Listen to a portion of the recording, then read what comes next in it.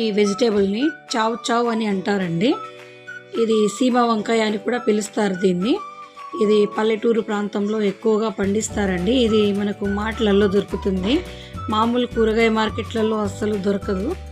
మీరు మార్ట్లలో అక్కడ వెతకాలి. ఇది ఇలా కట్ చేసి పొట్టు తీసేయండి. ఇది తీగ జాతికి చెందిందండి. ఇది బీరకాయ, సొరకాయ అలానే పండుతుంది. ఇది సంవత్సరానికి ఒకసారి కాస్తుంది. ఇదిగో ఇలాగ కట్ చేసుకోవాలి. నీట్గా అందులోపల ఉన్న గింజ తీసేసి నాటుకోవాలి. దీనికి విత్తనం అనేది సపరేట్గా ఏది ఉండదండి.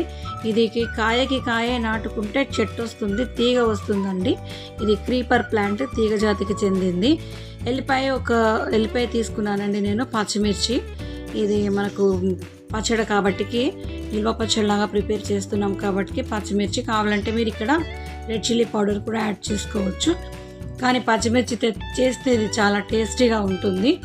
దీన్ని మనం పోపు అయితే ఎలా పెట్టుకుంటామో సేమ్ అలానే పెట్టుకోవాలండి. చాపర్లో వేసి చాప్ చేసుకోండి, లేదా పేస్ట్ లాగా కూడా మీరు ఇక్కడ ప్రిపేర్ చేసుకోవచ్చు.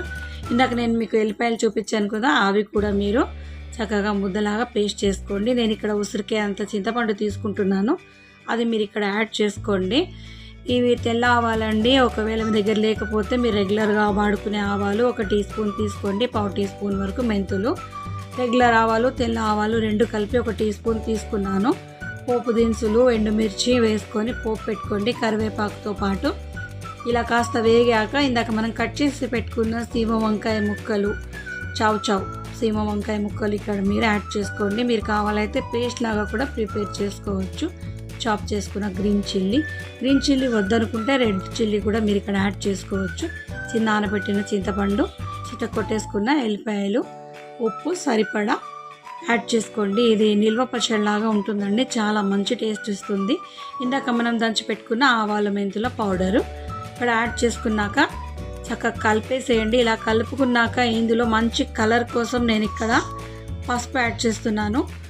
ఇది చాలా మంచి కలర్ ఇస్తుందండి. పసుపు యాడ్ చేసుకున్నాక ఒకసారి మొత్తంగా కలిపేసేయండి. ఇంతేనండి, చాలా ఈజీగా సింపుల్గా చావ్ నిల్వ పచ్చడి ప్రిపేర్ అయిపోయింది. నేను చూపించిన ఈ వీడియో రెసిపీ కనుక మీకు నచ్చినట్లయితే like, share, comment, subscribe, hit the bell icon. Thank you for watching.